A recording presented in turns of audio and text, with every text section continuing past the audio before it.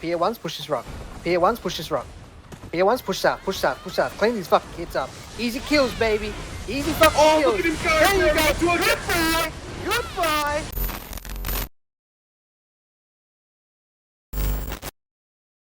Hello everyone, Memory here.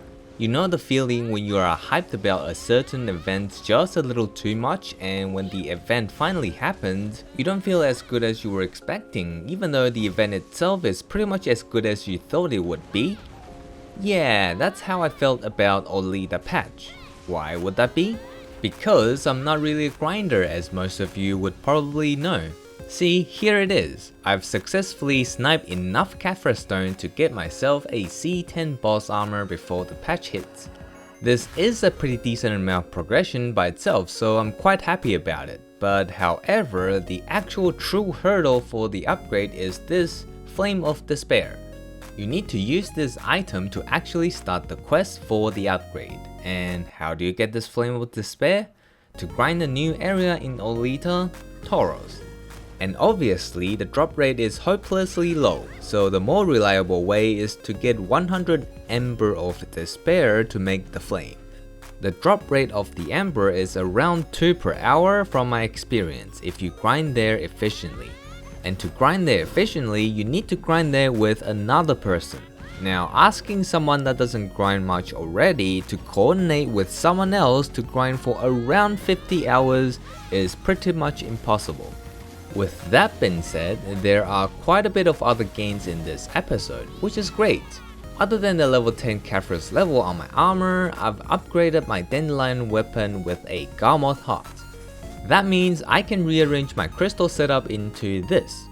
I swapped out one Hum crystal from my helmet and got a second Jin Hafia for more tankiness, and another Hum crystal out from my armor piece for a evasion crystal because people say it's good, so I wanna try it out.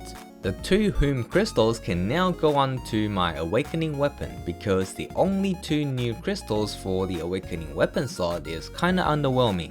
But yeah, these additional crystal slots with 3% more critical damage is quite a big upgrade for me. And that's not all for this video. I've even saved enough money to buy a Pen Kazaka weapon, which made my pen gear count to 4. Now I've thought long and hard about whether to buy a Tet Blackstar or a Pen Kazaka or even a Pen Offen. I've tried to ask around for opinions, did some research, but none gave me a satisfied answer, so I had to make my own decision. And here is my thought process. Tet Blackstar has the same stat as a Pen Kazaka with 1 or 2 level of Caphras. Getting higher Caphras would make Kazaka better than Blackstar, since Blackstar cannot have Caphras level. However, for PvE grinding, Blackstar is definitely better than Kazaka because of the higher monster damage. But because I don't personally grind much, so getting a Kazaka is more beneficial for me. And once I have more than 3 Caphras levels on Kazaka, it will be better than Tet Blackstar in PvP.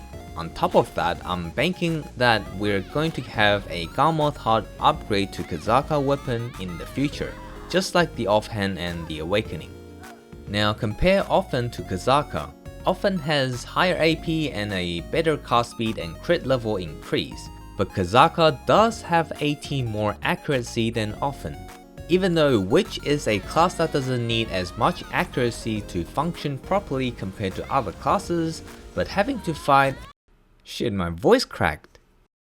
But having to fight against absolute gear monsters in siege environment all the time does require me to crank up my accuracy as much as possible. Also, the crit and cast speed level is not an issue because I'm using 2 Jin Viper crystals on my gloves, and having simple Kron meals plus giant Strouts give me max level on both stats.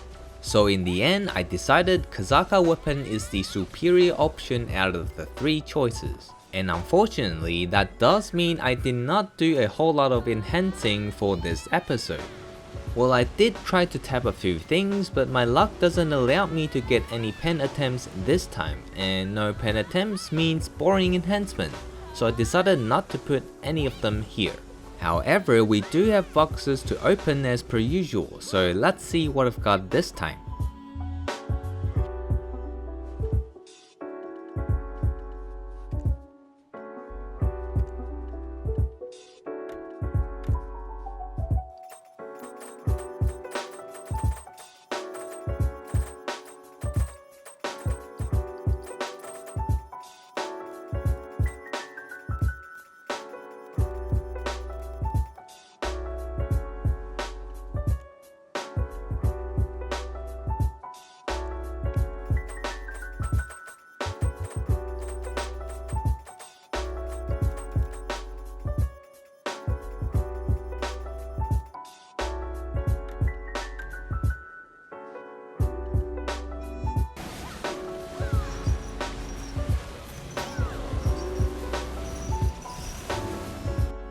Not too bad. I'm noticing we've been receiving quite a bit of advice of Velks, not just from these boxes but pretty much everywhere, especially from the events. It's actually piling up my storage.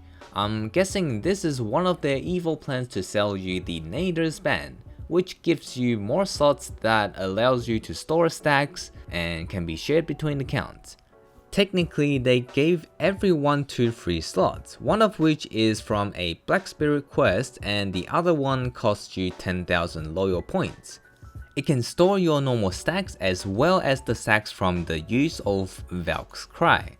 If the normal stack count is over 100, then there will be a strange 10-minute cooldown that I have no idea what the point is. This thing allows you to switch character a lot less when you're enhancing, and having all 4 of them pretty much eliminates your need to switch characters. So it's basically just a quality of life thing. Anyways, with all these extra stacks on hand, I might try to see if I can come up with a way to efficiently use up these stacks to maybe reliably make some money. Because at first glance, it looks like you can do some accessory enhancing or something along that line to make some quick silver if you dig deep enough.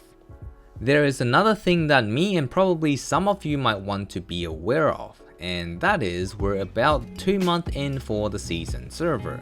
Which means we only have 1 month to graduate our season character if you haven't done that already like me. So we better get going. I've only reached level 60 and completed Heidel main quest, so I still have quite a bit to go. I'm quite late on the season character mainly because my work schedule is screwing me over for the past god knows how long. I did want to pump out more videos since there were actually quite a bit of positive feedbacks from you guys in my recent videos. So yeah, I got this weird responsibility to make more videos now. It's actually great because that does means at least I achieve some kind of small success as an online entertainer, especially when I also receive some hater comments. I actually felt more fascinated than mad when I first received some of those comments because that means people actually care enough to hate. And also that made me understand firsthand on the fact that no matter what you do, there will always be someone out there that hates you. On that note, I also received quite a bit of negative feedback on some of my videos, which is different to haters' comments, and I actually appreciate these comments because I do fuck up sometimes. Okay, maybe more like most of the time, but the point is, they do help me improve on making more pleasant content for my future videos. For example, when I first did a box opening video, my inventory was filled with garbage. So it was hard to keep track of what was gained from the box and what was not. On some of my early enhancing videos, I purposely cancel the enhancement right before the animation is about to go off for some tinfoil memes. Apparently that triggers a lot of people. Another thing I triggered people off is using Comic Sans fonts for my text.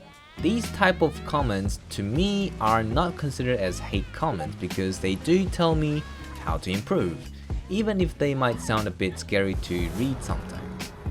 So yeah, still appreciate it.